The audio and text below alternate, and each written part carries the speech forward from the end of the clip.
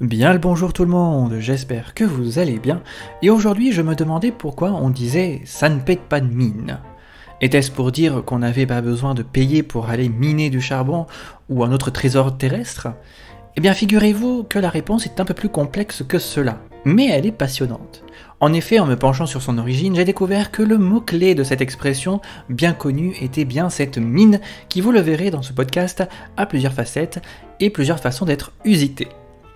Je suis votre folle rugisseur, liseron de la lyrine, pour le podcast des métamologies, où les mots se métamorphosent et dévoilent leurs secrets à travers l'histoire et la culture. Bec, museau et mine de charbon? L'étymologie surprenante de la mine. Peut-être emprunté au breton, à la langue celtique donc, mine, qui désigne un bec, un museau, le terme dont nous pensions qu'il faisait allusion aux mines charbonnières n'a finalement rien à voir avec celle-ci.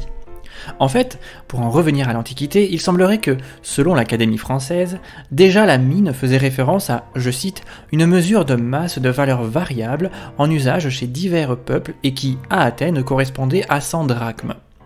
Mais est-ce dû au fait que cette dite monnaie de compte répandue dans le monde grec, équivalent à la valeur d'une mine d'or ou d'argent, qui aurait pu donner son sens à la mine charbonnière?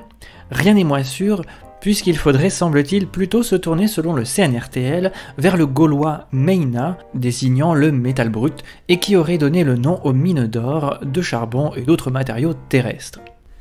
Pour en revenir à notre expression, c'est donc bien au bec et au museau breton vers lequel il faudrait se tourner. De faire mine à payer de mine, l'évolution d'une expression. Attesté pour la première fois dans des textes du XIVe siècle, et plus précisément au milieu de cette époque, le terme mine se retrouvera tout d'abord dans des expressions telles que faire mine pour définir l'action de faire des grimaces, mais on peut dire d'ailleurs plus tardivement faire false mine pour se faire, ce qui amènera au XVe siècle à l'expression faire bonne mine, monstrer bonne mine, pour désigner le fait d'avoir un air de gaieté et de satisfaction, quels que soient les sentiments véritables. On retrouvera d'ailleurs une telle expression en somme notamment dans une lettre de Madame de Sévigné à Madame de Grignan par exemple. D'ailleurs, au siècle suivant, on poussera le trait plus loin pour montrer une certaine émotion négative avec les expressions faire la mine à quelqu'un, faire une maigre mine à quelqu'un, pour décrire quelqu'un qui manifesterait sa méchante humeur et qui ferait mauvais accueil à quelqu'un. C'est alors au XVIIe siècle qu'apparaîtront, semble-t-il, les expressions inverses, faire bonne mine ou faire triste mine, ayant une connotation moins violente que par rapport à la méchanceté ou à l'aigreur de la personne. Déjà, avec toutes ces évolutions, pour une seule expression contenant le terme mine, on voit à quel point les temps peuvent changer et évoluer en fonction des événements, des modes et encore aussi le langage. Mais ce n'est pas tout, puisque la mine, entre le XVIe et le XVIIIe siècle, prendra bien d'autres façons d'être utilisée dans des expressions plus ou moins analogues, mais aux nuances bien distinctes. En effet, on retrouvera alors les locutions « faire mine de faire quelque chose » au XVIe siècle, ou encore « sans faire mine de rien » au XVIIIe pour désigner l'action de faire semblant. En cherchant plus loin encore, on verra que le terme pourra non seulement s'allier au verbe « faire », mais aussi à l'auxiliaire « avoir », avec l'expression bien encore connue « avoir bonne mine », pour désigner le fait d'avoir l'apparence d'une bonne santé, entre le XVe et XVIIe siècle déjà.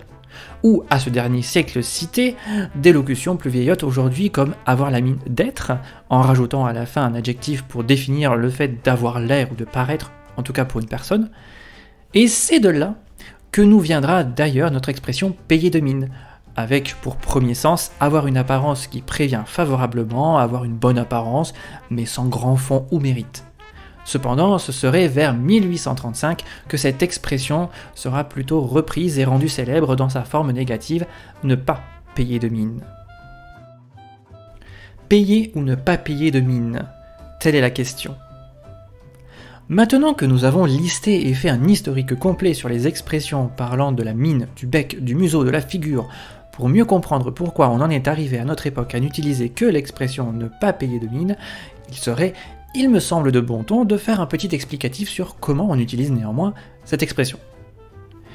Si on sait tous que ne pas payer de mine désigne le fait de ne pas avoir une belle apparence, mais avoir en revanche d'excellentes qualités, et qu'on pourrait utiliser l'exemple suivant tiré de Mauvais rêves de Bernanos de 1948, L'hôtel ne paye pas de mine, mais la cuisine est à se lécher les doigts.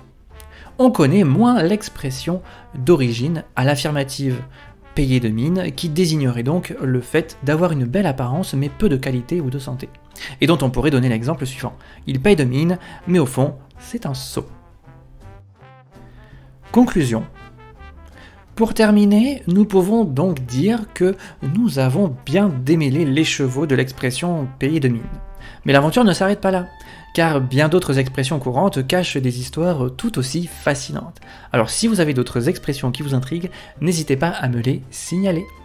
Il ne fallait que d'une mine et de deux ambiances différentes pour comprendre la multiplicité des possibilités verbales que nous avons pu traverser dans ce podcast.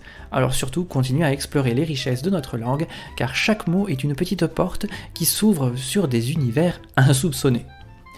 Voilà. Cet épisode est déjà terminé, j'espère qu'il vous aura plu et vous en aura appris plus. N'hésitez pas à aimer, partager, commenter et à vous abonner si ce n'est pas déjà fait.